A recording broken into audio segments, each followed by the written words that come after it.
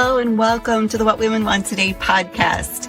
You might be asking yourself right about now, well, what do women want? I mean, we're pretty complex creatures, right? Well, I think we want it all, and I'm here to explore it with you. My name is Terry Kellums. I'm your host.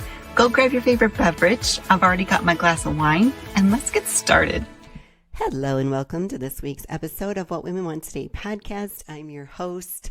Today is part 5 of a 6-part series where we have been diving into the topic of Eudemonic happiness. The type of happiness that experts say is a more sustainable happiness. We've been diving into the 6 elements, and today we are going to talk about environmental mastery and how this piece fits into the happiness puzzle. I'm also going to share some tips on increasing your level of mastery and some things to avoid that can trip you up on your journey. So, what exactly is environmental mastery? Environmental mastery is your ability to choose and change your surroundings. It's your ability to utilize physical and mental actions in order to create an environment that works for you. It's knowing that events in our lives are impacted by our own actions, and that we have an impact on what happens around us. And it's knowing we are capable of acting on our own behalf. Environmental mastery is an essential skill for anyone who wants to live an intentional, fulfilling life. But what does it mean to have this skill set? Each person has the capability to impact and influence their environment. In fact, people who are highly effective at environmental mastery make effective use of opportunities. Here's an example. I worked in an environment that was heavily influenced on yearly budgets. Some years we were short-staffed, and other years we felt a little heavily staffed. For me, this meant making myself valuable. I was always the first one to raise my hand when they wanted to send someone from the department to learn a new computer program or a new skill. I also learned parts of other jobs in my area so that I could act as a fill-in. Now, this helped me feel like I had security. And if I was ever one of the people who got cut in next year's budget, I knew I was taking valuable skills with me. They can take the job, but they can't take away your skills once you have them. And I strongly believe you should always invest in yourself. Being highly effective means having a sense of mastery at managing everyday affairs and creating situations in your life that benefit your personal needs. People who have this skill feel like they have resources available when needed. They adapt well when faced with change or problems, and they aren't easily overwhelmed by stress. On the flip side, people who have low mastery often feel powerless to change aspects of their environment that they are unsatisfied with. They don't feel they have the resources and often have feelings of hopelessness, stress, and overwhelm. But environmental mastery just isn't about your physical surroundings. It's about what's inside of you too. So how do we create these great environments, both the physical and the mental? You have to start out by being aware of your thoughts, your emotions, and the impact of your actions. People with high mastery skills have a higher level of trust in themselves.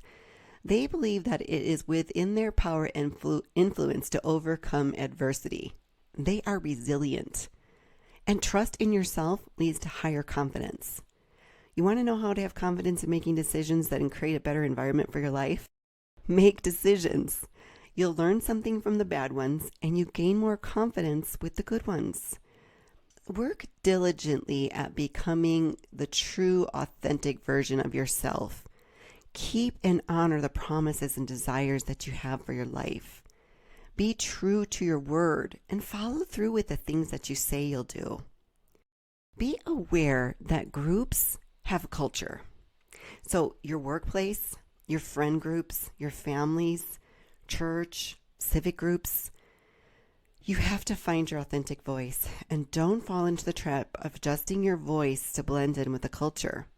And full disclosure, this may be harder for some personality types and in some environments. Let me share a story that emphasizes this point. So I was, pretty young. I would say I was probably 19 or 20, somewhere in that age range. And I worked in a medical environment. And one of the doctors in this particular environment was known to kind of be tough. And most people were just kind of scared of him, I guess is a good way to put it. And I don't know how, I don't remember after all these years, how you kind of were made to know this about him, but you kind of walked around eggshells. Everybody was fearful of him. I won't use his real name, but we called him Dr. God. Anyway, so one of my jobs as a receptionist in this medical facility was we would get patient charts and we would get them off of a dumbwaiter and we would sort them on the nearby counter according to the doctor. Now, I believe there were 12 or 13 doctors on this floor, and each doctor had their own spot that they would want you to set their new client charts. And they also had a spot where they would put the charts that they were done with so that you could send them back down on the dumbwaiter, and the medical charting people would file them back away. Well, one day I had a particularly large load of charts in my arms, and I'm walking down the hallway and dropping charts off, and Dr. God yells out to me, hey, you there. And it took me a minute, and I don't even think I really thought it through. But I turned around and I said, are you speaking to me, doctor? And he says, yes, you. He says, I need you to pick up those charts for me. And I said, well, you know what, doctor, my name is Terry, and I would be happy to pick up those charts for you, but I have to deliver these other charts to the other doctors first, and then I'll come back. He was so taken aback by this young, spunky woman standing up to him, because nobody ever stood up to him, right? Now, I can't say I mastered this at age 19 or 20 or 21, however old I was, but I can tell you it was the first step in finding my authentic voice, in understanding that I deserved respect. I didn't deserve to be called, hey, you. And I didn't deserve to be ordered about as if I was, just the hired help, I guess, which was what I actually was. But you know what? After that, he was like the typical bully, right? Like after that, he addressed me by my name. He said, please and thank you. And you know what? I feel like more often than not, if you stand up to a bully, they respect you. And so I do understand that finding your authentic voice amidst a culture like that, the one that has supported this bad behavior from this doctor for so many years, I can imagine it's really hard to find your authentic voice and stand up for yourself. I know another environment I worked in, there was a director. And so imagine the director was above my level, and then me, and then the managers that I managed. And we were always looking for bench strength. We called it bench strength. So who is the next manager within our area that we might promote to a new position or give an opportunity to for, some self-development or some professional development. And it was almost as if everyone was aware that you had to be a yes man in order to move up.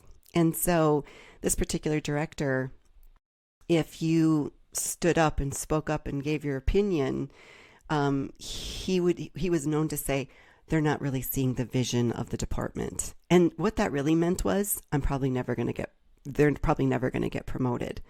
So finding your authentic voice in some situations is not easy. But in our families, in our friend groups, in our churches, and any volunteer groups we find ourselves involved with, just be aware of the culture and be aware when you find yourself adjusting who you are and your beliefs to fit into that culture. So what do we need to do to watch out for that can derail our trust and confidence in mastering our environment? Expecting perfection. We live in a world full of pressure to be the perfect mom, the perfect wife, have the perfect home, and always look flawless for the camera, for social media, right? Negative self-talk and unkind self-talk. Avoid the comments that sound something like this. If I wasn't such an idiot. If I only had. If so-and-so wouldn't act that way, then I wouldn't.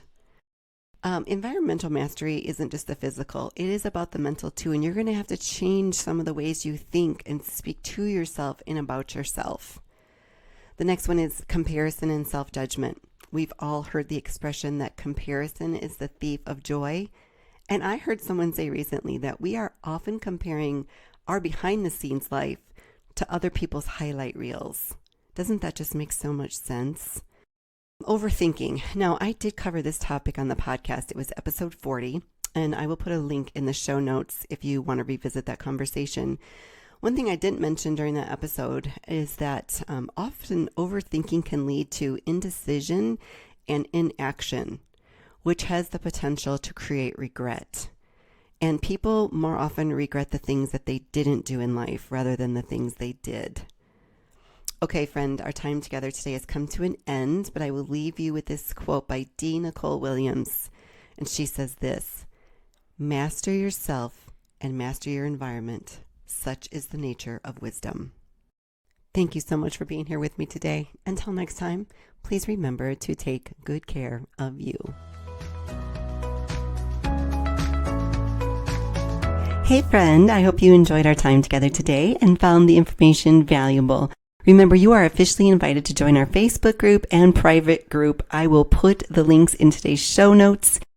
If you are interested in exploring coaching, you can email me at Terry, Terri.Kellums, Kellums, @gmail.com, or private message me on Facebook or Instagram. If you're enjoying the content of the podcast, remember to share with a friend or on social media. It really does help other women find the podcast.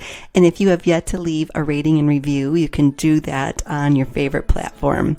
Okay, remember, you are not alone. You are worthy of love and a fulfilled life. Now it's time to go after it.